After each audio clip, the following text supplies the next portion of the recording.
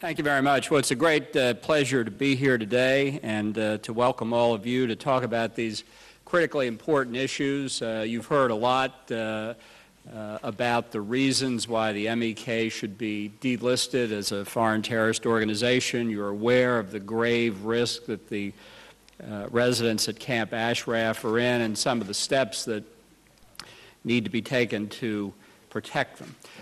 I'd like to talk a little bit not only about those issues, but also about the strategic interest of the United States and what I think our policy should be to achieve the specific objectives that we're most concerned about today, but also to ensure the long-term security of the United States and our friends and allies around the world. The fact is that the regime in Tehran today has all of the characteristics of a continuing, permanent threat to international peace and security. It seeks weapons of mass destruction. It supports, in fact, it is the central banker for international terrorism. And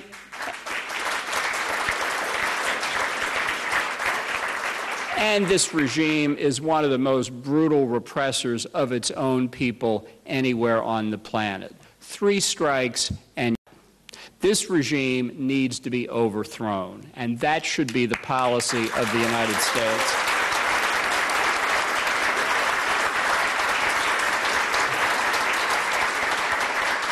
Now, you know, regime change is a controversial policy. We've got a mixture of Republicans and Democrats here today.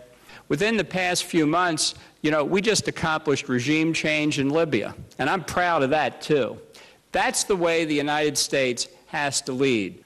I can tell you, I had the responsibility, I was one of the people who negotiated with the government of Libya back in 2003 and 2004 to eliminate their nuclear weapons program. Can you imagine what would have been happening the past 6 months or so if he still had a nuclear weapons program? But he forfeited whatever legitimacy we gave him by the steps he took to suppress his own people and by his threat to return to international terrorism. The fact is there are some regimes whose behavior ultimately will not change. They're not going to be affected by the outside world. They're not going to reform, because to do so would mean changing the regime itself. And I think that's the nature of the regime in power in Tehran today. We've tried a lot of different steps over the years to get this regime to conform to international norms in the area of nuclear weapons and many others. And they've all failed. We've tried diplomacy and negotiations with the regime. Let me do a little verb declension. Negotiations with the regime in Tehran over its nuclear weapons have failed. Negotiations are failing. Negotiations will fail. We've tried sanctions. Economic sanctions. Economic sanctions have failed, are failing, and will fail to change the regime's behavior. Now, this is all very unattractive, no doubt about it. We don't want to contemplate the use of military force against Iran's nuclear weapons program. But as Senator McCain said back in 2008, if your choice is between looking at an Iran with nuclear weapons and looking at strikes against its nuclear weapons program, there's no question that you have to look at the military option. I think there's a way to avoid getting to that point, however, and that's to overthrow the regime. And the sooner we do it, the less likelihood that the regime will have achieved nuclear weapons first.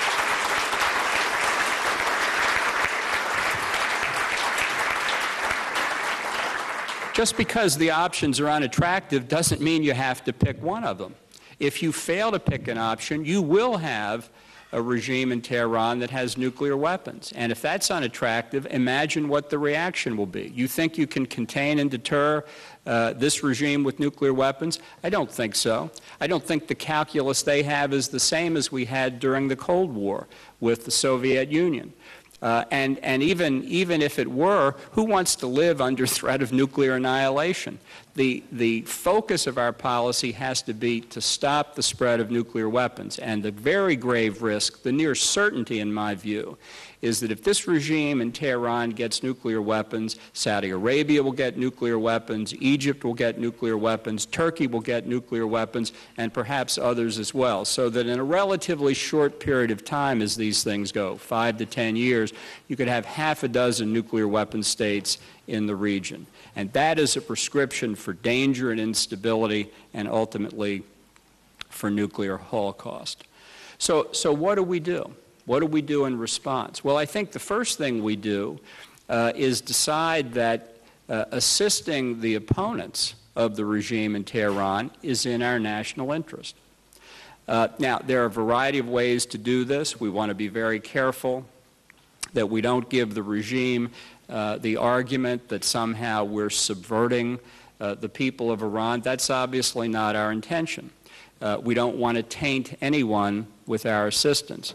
But the concern that the regime would use our assistance for propaganda is not an argument to do nothing. The regime's going to claim we're aiding the opposition whether we are or not. They've already done that. Look at what they did in the summer of 2009 following the manifestly fraudulent elections there when the people went out into the streets to protest.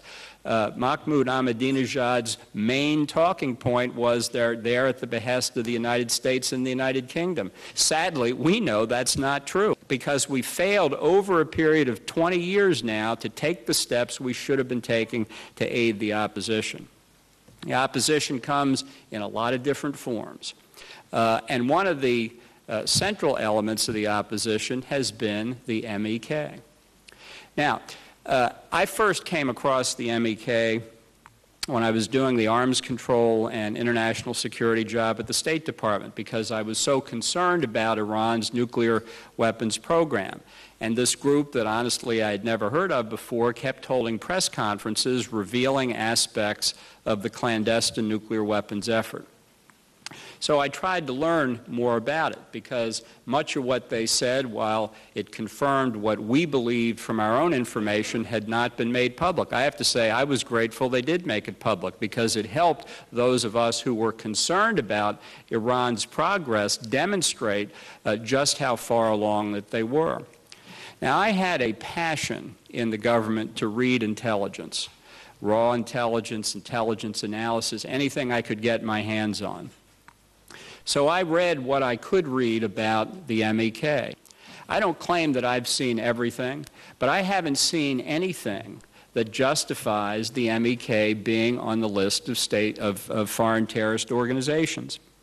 I looked when I was at the State Department in the absence of facts for reasons why the MEK might have been designated as a foreign terrorist organization. And as others have said today, there is simply no doubt that the principal motivating factor during the Clinton administration to add it to the list was the hope that the regime in Tehran would see that as a gift that would induce them into negotiations.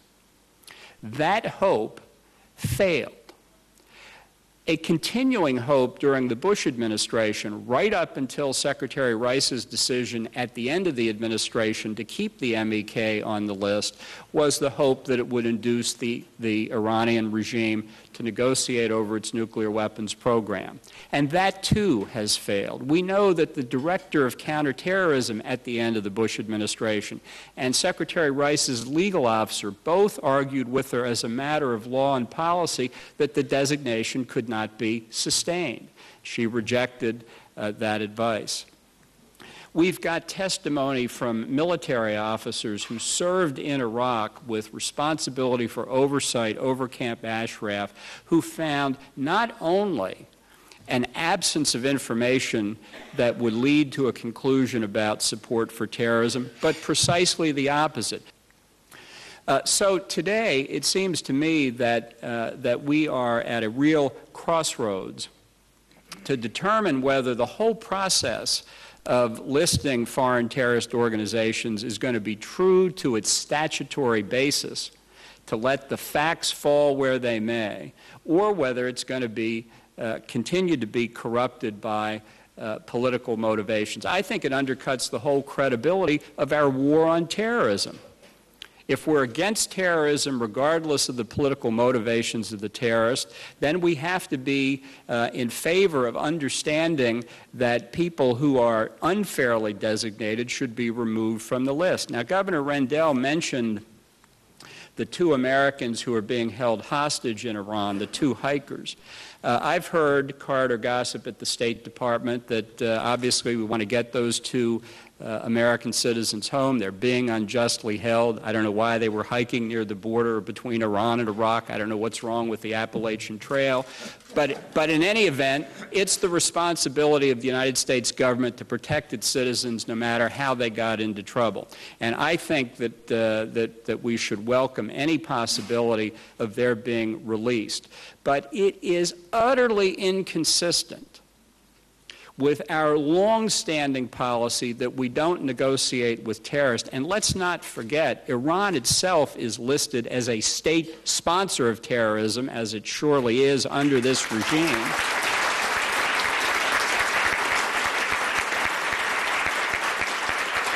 That we're not going to provide Ahmadinejad and the Revolutionary Guard and the Ayatollahs incentive to grab more Americans by holding up a decision on the merits on the MEK in hopes of getting these 2 hikers out. Now, there's a variety of things that I think we can do in the next week.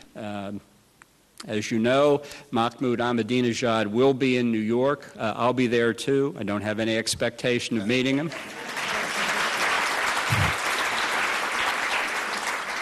Although I'd be delighted to tell him a thing or 2 about his conduct. We need to confront the question of the MEK's listing. We should adhere to the principles of the statute. We should let the facts fall where they may. And if the facts are, as I understand it, the delisting should occur now, sooner rather than later.